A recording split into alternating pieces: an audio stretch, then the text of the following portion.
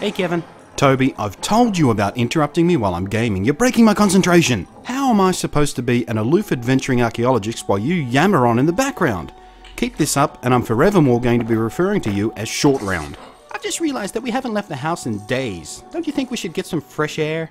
We live in the middle of the city, Toby. There is no such thing as fresh air. There is just stale inside air and the carbon monoxide breeze that wafts thickly through the streets below like a fuzzy caterpillar of asphyxiating... I kind of forgot where I was going with that metaphor. Sorry. I'm just saying that unless you want us to turn into the pale, fat, internet-addicted World of Warcraft players you're always making fun of, then it might be a decent idea to go out and remind ourselves that there's a sky, and trees, and birds, and the sun, and the wind, and all that. No, I'm going to stay right here and await the evolution of technology until we come to a point where every human on Earth has their mind permanently hooked into the global network, which shall be called GlobNet, and no one will ever have to go outside ever again, and we shall have robot servants to do our bidding until the inevitable day when they get tired of being slaves to their fleshy creators and rebel in digital defiance, and I shall be a real-life John Connor / Neo and defeat the electronic menace, thus saving humanity and becoming a hero of legend with many documentaries and telemovies made about my life, and I shall make sure that your character is portrayed as a whiny little girl who tried to stop me from developing the digital skills I would eventually need to save the world, and also you'll be played by a girl.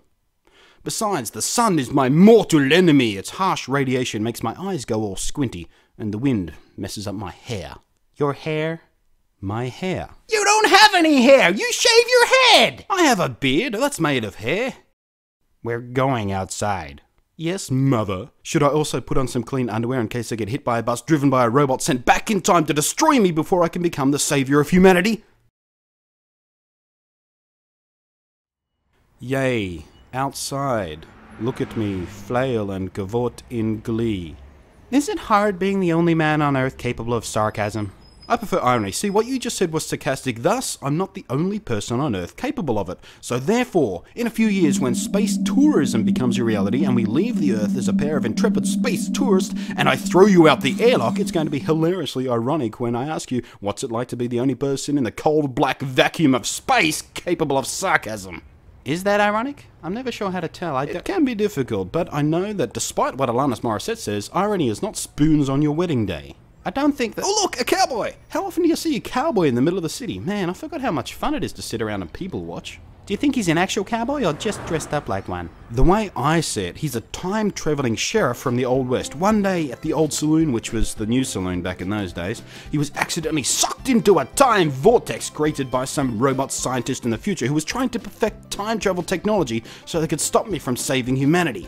The hapless sheriff was pulled through time and landed here. Now he's trying to build a life for himself as a cowboy detective, solving crimes with his down-to-earth cowboy wits and his pair of six-shooters. Pew pew pting! Pating? That's the ricochet sound. Naturally.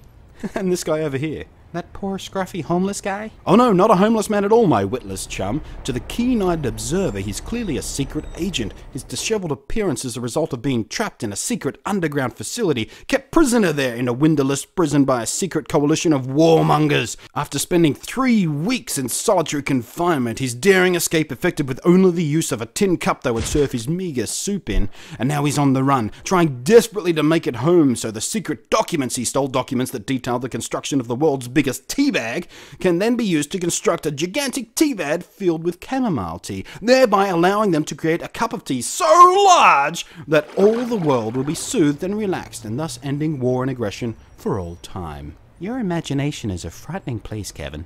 Yes it is, but that's the fun of it all. This city is filled with stories yet to be told, adventures yet to be had, and movies to be made about them, so I can stay inside and watch those movies and then play the video games based on the movie without having to have my beard hair all messed up by the slight breeze clearly sent forth by the evil forces of our future robotic overlords, for the mysterious powers of my beard are only at full strength when the hair is properly aligned. I'm going back inside now. Obey the beard!